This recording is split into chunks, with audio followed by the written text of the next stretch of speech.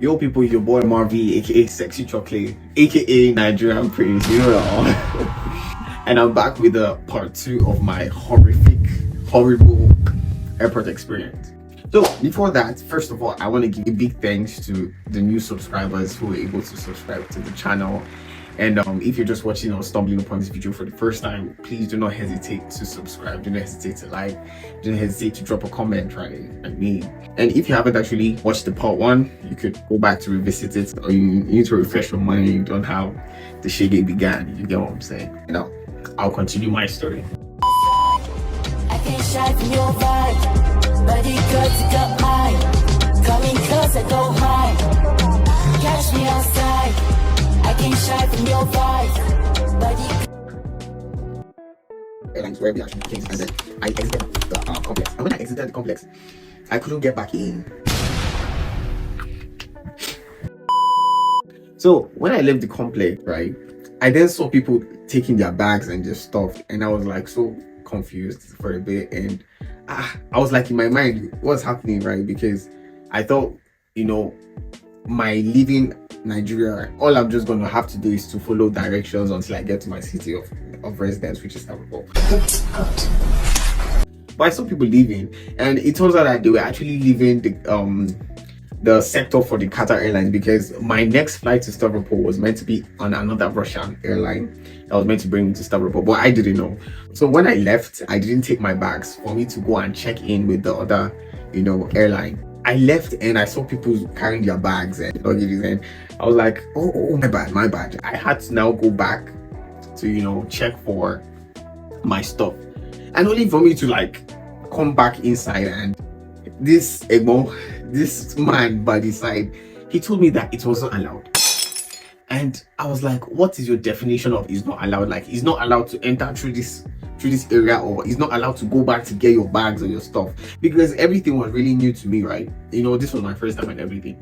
So he literally saw me leaving the whatever they call it. He saw me leaving, and I stood there and I was able to process everything, you know, wisdom, choke. So I was able to process everything at that spot, and only for me to literally turn back. And this guy told me that, bro, you cannot pass. Modaro, what did you get me say? Hey! He said that in Russian, actually. Why? Don't be like this. Why are you wicked? Why are you one piece wicked, bro? I was like so confused, like, bro, you just literally saw me leave this place. So why then can't I just come check my bags and like pick my bag? He actually knew what I wanted, but he didn't let me in. And then I literally stood there and I was like, how do I want to explain to this guy that, bro, let me just take my stuff and leave? Like, I do not even want any meze poo. Okay. Because the lady at the counter had already wasted a whole chunk of my time, right? And I was just like seeing if I could like get my life back together. Mind you, I've lost the money. This one's official that I've lost the money. You understand? So I was trying to get myself together, looking for the next move, and this guy is telling me that I can't go back into the complex. Bro, I and that guy stood there for like 10 minutes, and then he now said, okay, that I should go to Lost and Found to go and look for my bags. Bro, how do you expect me to... How do you expect me to find Lost and Found when me, myself, I am lost? Shit, I don't even know. Like, I can't even tell you that. Like, you said I should go and look for Lost and Found. Probably I could like get my stuff from there, right? And he gave some descriptions like that. I think he said some other floor. I knew what floor was, so like I just decided to go there and maybe, you know, scan through if I could actually like identify what he was trying to say. So I went, bro. If you see me as I walk, bro, like I was literally walking the whole airport. You know, I was from this sector, I moved to this sector. From this floor, I moved to this floor, bro.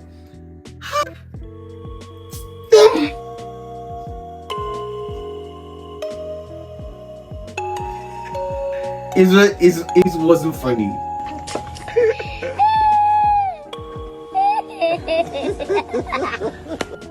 I walk, bro. This guy used me.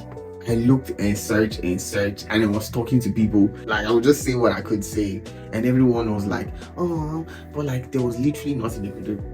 And after spending like about 20 minutes looking for Lost and Found, I had to come back to this guy, and I told this guy, bro, my bag, Igoden is...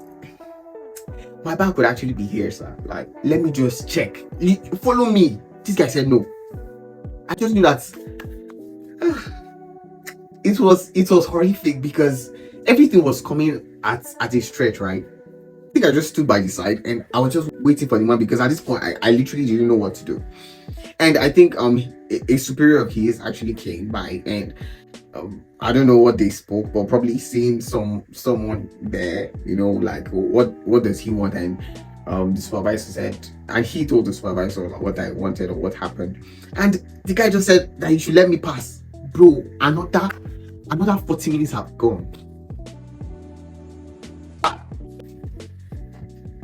Another 40 minutes has gone, fam. Through the whole walking, bro. Like I walked, I looked, I searched. I don't know the words to use anymore. So like the superior gave like permission for me to like go and check if my bag was there.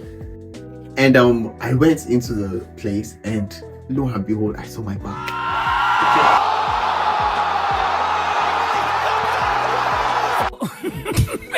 I should have left that place like 6 hours ago. You understand? But because the guy was telling me that I can't come in, like you could literally follow me to this place, right? When I got there, I started looking and searching for my bag, and finally I just saw my stuff. Like everything was even intact, like they were all together, and they had like the slips that showed that okay, this all belongs to one person. And when I got there, I just like wanted to carry my bag. Before you know, I just saw by my side some guys just approached me, and I'm like, bro, what's happening? And they started telling me photo. Come on now, dog. Come on, man. Bro, normally the photo is not the issue, right? But must it be now? Must it be now? I was so exhausted. I was dumbfounded. I was still trying to recollect how my life would have been if everything went well. And these guys were sending me photo. I didn't want to take any photo, but like there was no that could even come off my body. Like I had no strength to start saying no, please, I can't, or like sorry, no. So I just said okay, let's take the picture. And then we actually stood, and this is the picture. And look at my face. Look at my face. Does this smile look like a smile that human being wants to smile? There was no smile. Like what's funny? What's funny? You know, I had to like force the smile, and after the picture, like I just left them and I went. Now after I got my bags, the next thing I was meant to do was to actually go and take my stuff to the next flying service, which was I can't remember the name actually, but it was on that airline. You know, just like you have Qatar Airline, Emirates Airline. This was a Russian airline that was meant to take me from Moscow to Stavropol. So I got my stuff from the Qatar Airlines, and now to go and check in my stuff with this airline was now another issue. I got the bags, and then I was just walking, and then I saw this counter that okay, it had the name of the airline that I was meant to use, that I paid for. And then I walked up to the lady there. Hello, no smile on my face obviously. And I was like, my flight, bro, this was already 2 hours after my designated time. Bro, like I missed the flight. You know, now I didn't have money. I was so exhausted and hungry. I was tired basically, and I missed the flight. Like what's the worst that could literally happen there? And I tried to talk to the lady, so she was speaking Russian, and I didn't even understand, but I was just saying yes, because bro, like I was so exhausted, and I just knew that what she was saying was that I have missed the flight and I needed to pay money. I needed to pay money so that I like they could like reschedule my flight for like the next flight that was going to Stavropol. And at this point she said I was meant to pay some money, and I didn't have the money. So like I just carried my bags. I was gonna sit down on a bench, like on a bench close by, and I just sat down and I stayed looking. Bro, like me small tears won't start to come out, because what a life. What a life. So I sat down on the bench and I just began to reminisce and just think about my life basically. Who sent me come Russia? Is this worth it? You know, some kind of funny questions. And while I was just sitting down, because at that point I didn't even know what to do, I was just sitting down and just thinking about my life. And as I was thinking, I just saw a lady walk up to the same counter. And this lady, apparently, she also missed her flight. I don't even know. Fortunately or unfortunately, she also missed her flight that was meant to take her to what country? I can't remember the country, but like she missed her flight that was meant to take her to another country. When she missed her flight, she and the lady in the counter spoke, and I think the lady at the counter told her that this guy also lost his flight. I mean, I was just like literally sitting there and, you know, all sad and all grumpy and all hungry, no money, you know. So like she then walked up to me and she looked at me, and the words that came out of her mouth were, "You also miss your flight?" And I was like, bro, like, did this lady just speak English, or like now me is it me, or this lady just spoke English, right? In my eyes, like bro, like once I just heard that, I just began to say thank you, ma. I just began to thank this woman, bro. Thank you. And she was like all confused, and I was like, thank you for knowing. In my mind, I was thanking this lady for knowing how to speak English. You understand? So I had to take a deep breath to use the last energy within me to explain my predicament from beginning to end, you know. And I didn't actually want her to actually perceive me as someone that is lying in order to get a favor, or I didn't want her to see me as someone that, you know, this stereotype about black people and being corny and stuff like that.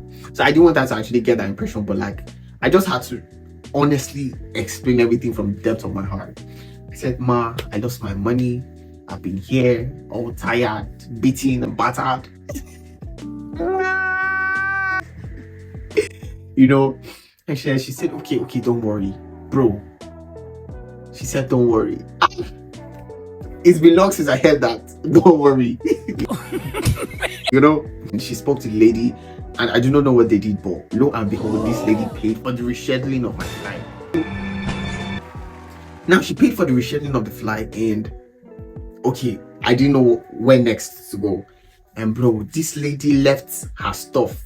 Like, she left what she was meant to do. She left her own travel, you know, routes or whatever she was meant to do. And then this lady took me through the whole kitty kata kata to the place where I was meant to like check in my luggage with the airline.